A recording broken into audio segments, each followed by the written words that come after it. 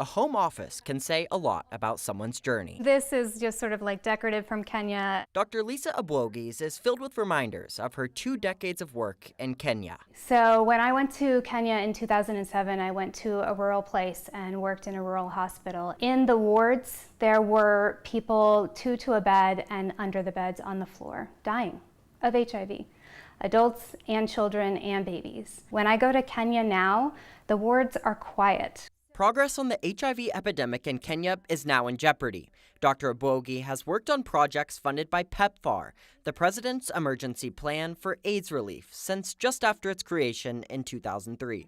In January, the Trump administration froze funding for the program, putting an immediate stop to her work. So I was in Kenya. I was visiting with my colleagues who implement PEPFAR programs, and it was awful. I was so ashamed to be in clinics as an American and someone who had supported HIV treatment and prevention, and to see the clinics ghostly quiet. Her colleagues in Kenya left without jobs, but still came to work.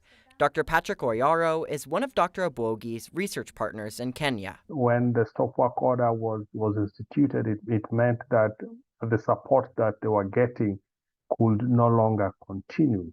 Very critical is the medication. It can lead to increased mortality, and it can also lead to increased infection. Dr. Abwogi says the work in Kenya doesn't just help the people there, it helps Americans too.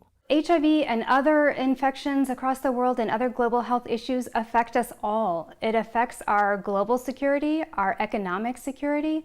So when people are dying of illnesses or poverty or other things, then the global economy doesn't work in the way that supports Americans. For now, Dr. Abwogi doesn't know when she'll return to Kenya. I used to be able to go 2 to 3 times a year. I don't know when I'll go next. But when it does happen, she'll likely return with more memories from her time with those she's touched.